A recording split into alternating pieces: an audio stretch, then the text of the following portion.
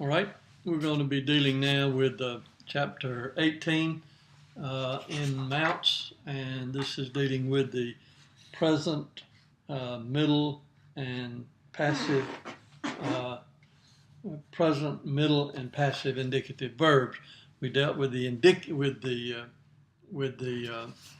active verbs back a couple of chapters ago. Now we're going to deal with the middle and passive.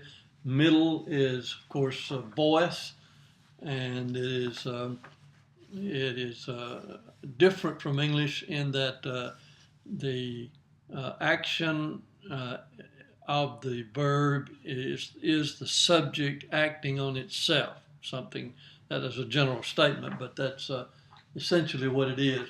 So it's a little different from the active where the subject is acting on something else.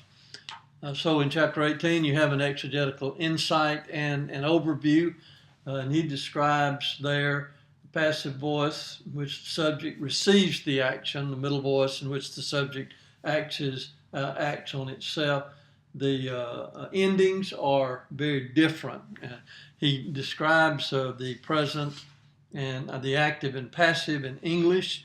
In 18.2, you'll want to notice that. Make sure you understand what he is saying as he talks about that. So you want to read through this chapter carefully because there will be some things that are a little bit different from English. So note that English grammar. Then learn the chart at 18.6. That chart says that these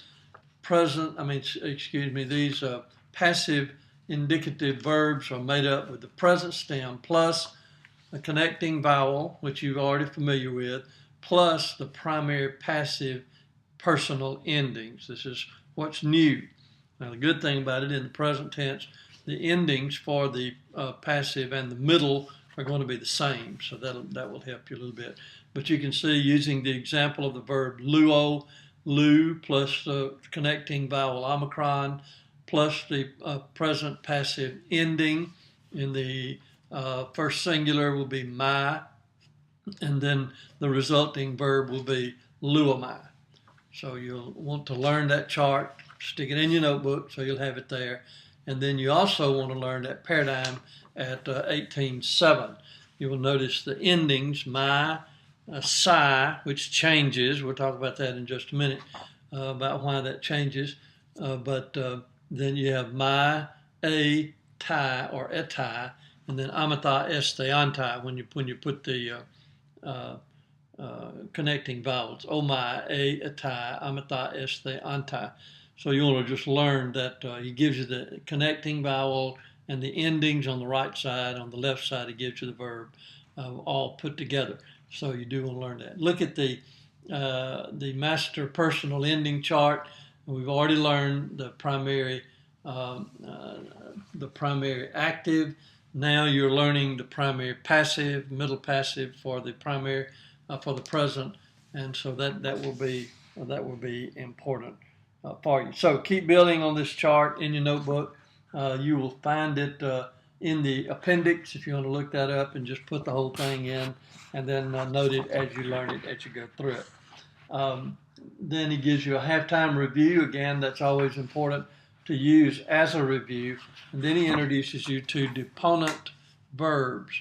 Now, deponent verbs are verbs that have a middle or passive ending, but they have an active meaning.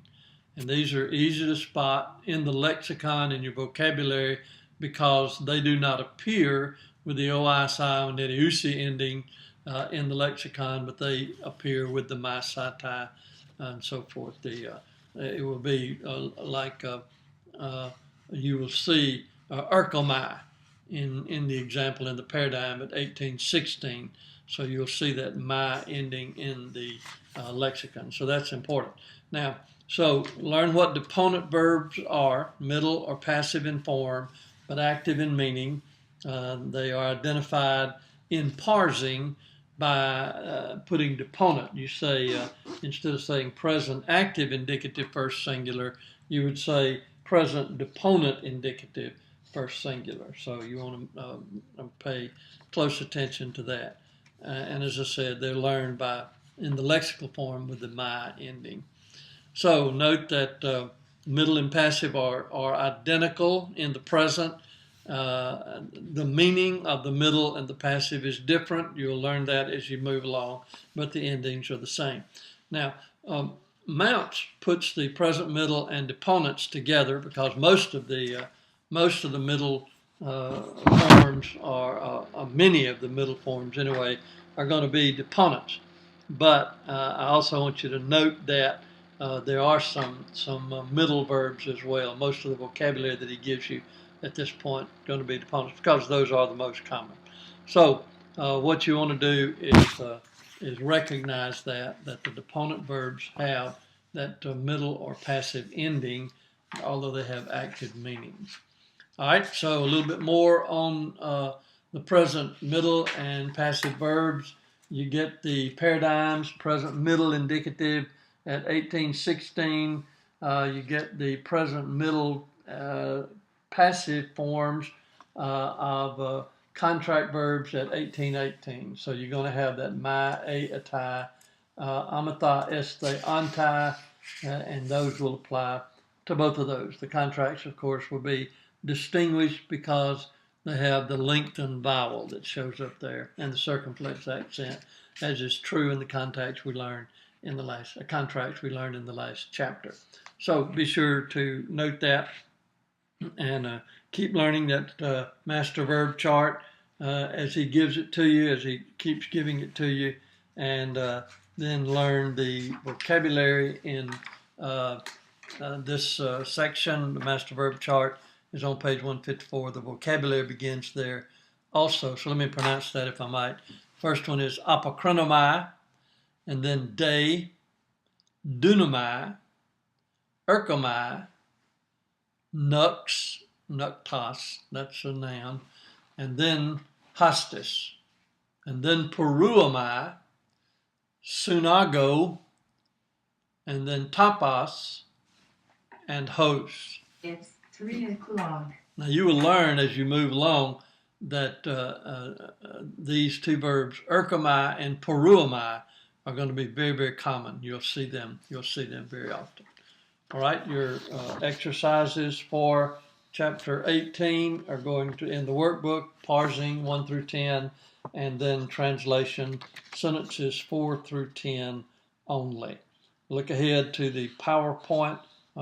Be sure to note that when you get to chapter 20 for your review of preview rather, of the 6th weekly quiz that you will be taking. So it'll be there. We'll see you then in the next video.